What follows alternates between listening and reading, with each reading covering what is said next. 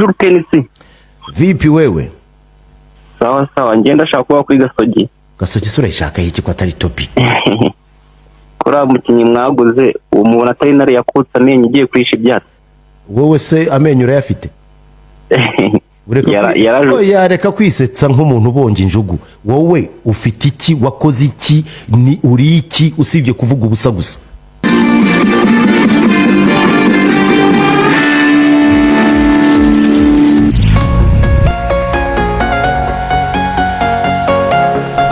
Yes, reka twongere tubaye ikaze mwebwe bakunzi ba RN Citizen TV. Dushimira mwebwe mwamaze gukora subscribe ndetse kabisa namwe mudahwema kureba ibiganiro byacu tubagezaho hano kuri RN Citizen TV.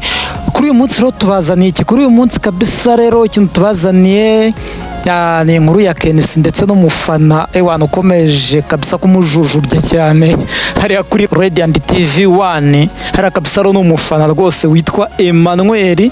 ngira ngo ni inkuru zimaze iminsi zivugwa mu minsi yashize ubwo kabisa ikipe ya Gasogi United ndetse na president wayo Kenisi basinyishaga umukinnyi Emery Bayisenge. uyu mufana ro kabisa kaza guhamagara Kenisi hariya kuri Radio 1 amubwira rwose yuko ikipe ya Gasogi United yaba yaguze intare yakutse amenyo, intare ishaje ngo idafite amenyo. Kenisi ro bikaza kumurakaza cyane ndetse akanamubwira amagambo akakaye ndetse akaza no kumukupa badasozanyije ikiganiro. Kuri ubu rero uyu mufana akomeje kumuhamagara cyane kuko ntago ikiganiro cyarangira hariya kuri Radio 1. ni ikiganiro Kenisi akorana na Mutabaruka, ikiganiro cyitwa Rirarashe. iki kiganiro ntago cyarangira uyu mufana atamuhamagaye, ariko kugira ngo bahuze mu biganiro biba bigoye cyane. Reka mbumvishe gato kabisa, reka mbumvishe ukuntu muri iminsi uyu mufana akomeje ahamagara Kenisi. ni umufana witwa Emmanuel uvuga ko afana ikipe ya Gasogi, ariko iyo wumvishe ibintu avuga muri football uba wumva rwose ari kure y'ukuri, nta kintu yiziye muri football. aragira ati twakinnye Musanze turadutsinda, ubundi ngo twasezeye mu gikombe cy'amahoro. ni ibintu bawumva kabisa adafitiye fact. reka mbumvishe ikiganiro cy'umufana witwa Emmanuel ndetse na Kenisi. ni ikiganiro kiba gisekeje cyane, nawe uraje useke utembagare. mbibutsa ko iyi ari RN Citizen TV. wowe utarakora subscribe nyamuneka rwose wadushyigikira ugakora subscribe kugira ngo tujye tubana mu biganiro byose tubategurira hano kuri RN Citizen TV. Bonjour Kenisi. Vipi wewe? Sawa sawa, ngenda shaka kuba kuri Gasogi. Gasogi sura ishaka iki ko atari topic. Kora mukinyi mwaguze umuntu atari nari yakutsa amenyo igiye kwisha ibyatsi. Wowe se amenyo urayafite? Yareka kwisetsa nk'umuntu ubonje injugu. Wowe ufite iki, wakoze iki, ni uri iki usibye kuvuga ubusa gusa? Erega Kenisi nkunda amagambo no kuvuga ati umva ijambo rimwe.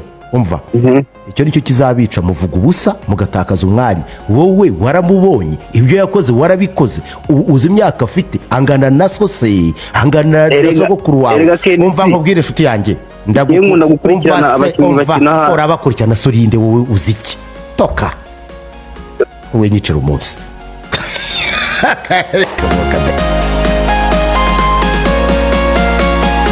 aho rero wumvishe kabisa hari ku nshuro ya mbere uwo mufana ahamagaye Kenisi. reka mbumvishe ku nshuro ya kabiri uko nabwo byaje kugenda. kubera rero muri n'abakunzi, reka mbaze nakire nka batatu muri iki gitondo wazini muraho twumva, ariko hatagira wa wundi umuhamagara witwa Emmanuel.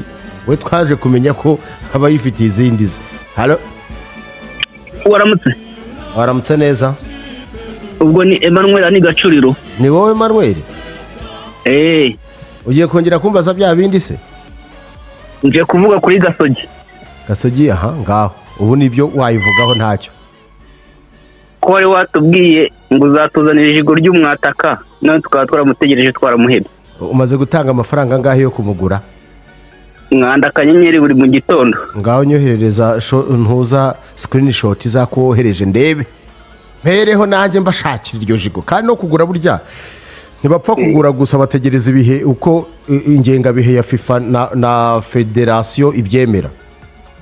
ubu se uri kubona tuzi kuri imbere y'ayo makipe nta mwataka dufite. ayo twikuye imbere se twayikuye imbere gute? ariko tumaze iminsi dutsindwa za bine za kuri aperi kuri aperi bine za bine gishuti byanditswe dufite icyizere yuko muri shampiyona ari ikipe tuzatsinda namwe tuba dufite ariko mwuka byaramo ariko barwe narakubaje haryo ufite imyaka ingahe ni muri za veni share barwe nugira muri za 40 uzaba ufite ibikomere byinshi yanyura ngimba ndi kubariza ikipe yacu ikipe yanyu uri mu kwibariza tumeze neza humura no ku wa gatandatu uzaza urebe make aye turakurikiza akayi gakipe turakurikizaho Musanze ubu sizatumwa birakani ariko ukoze muri hebumba kuko Musanze nawe twayitsindaho aho kubaheye niko manwe uva mu kihe gihugu uri mu diaspora aya ni berani gacuriro ushobora kuba utagira na internet utumva na radio Musanze ntago turayitsinda muri shampiyona ho turayitsinda ariko mu cyamahoro igitunanira nose mu cyamahoro dushiniye kangahe se ahubwo nakeshi niko tukikuramo tutanagikinnye sasa rero kankubwira wa mwana we ntuzogere kumpamagara untesha umwanya genda ahubwo amanwe reka nkubwize ukuri aricyo nashaka kugusaba uri matatizo genda nashaka kugusaba yuko tazongera mu cyamahoro wenda tuzitwara neza ntituzongere kuvuga ngo ntabwo tuzakina icyamahoro none se icyamahoro duruka gukina twaviriyemo harya he ntabwo mbyibuka akose manwe ubu koko urabona udafite akavuyo n'akajagari aya nako igikombe cy'amahoro twaviriyemo hafi twari tugitwaye urabona ko byara uti Musanze dukunda gukina mu cy'amahoro twakinnye idari na Musanze mu cy'amahoro ahubwo turi kumwe n'igacuriro ese ubundi manwe reka nkwibarize twiganire noneho nawe unyiteje ubundi ukora iki nkora akazi gasanzwe akazi kadasanzwe se ni akahe ko gutwara utwara iki ikamyo manwe ntayo twara mukuri kw'Imana urabeshya bayi ntayo twara keretse niba ari yakamyo yicara ku mapine 3 ariko niba ari ikamyo yayindi kamyo ushyiramo vitensi ugahaga urabeshya manwe bayi 12 ndazipangura neza nkayitwara yara newe yitwara rero Imana iguhe ubushishozi uzajya witwara neza ushishozi unamenye n'amakuru y'umuhanda uyibuke sawa turi kumwe Manuel yagusaza rwose ku nshuro ya gatatu Manuel kabisa akaba yaraje kugaruka uyu Manuel akaba we na Kenisi rwose ibiganiro baba bafitanye ari ukwisekera gusa reka wimvire ku nshuro ya gatatu uyu mufana gasogi witwa Emmanuel nkasanga kavana hari umuzukuru w'Imana wibatsinda niwe wenyine uri tayari abandi bimeze bite wasanga haje wa wundi ugiye kumbwira ngo ntimwaguze ahita nkubwira ijambo mu gitondo halo ngo iki amaye nka Kristo buriya kuri ikoranabuhanga sinshobora kuba nabikoze aha ndabigaruye yewe alo alo yes baramutse neza bwana Kenisi ni wowe mba maryana utangiye bya bindi byawe uyu munsi nje gufelicita ikipe yacu Amavubi rwose ngenda ndashaka no kuzakubaninga burundu kuko ni so Emmanuel ujya ukunda kubaza ibintu by'ubusa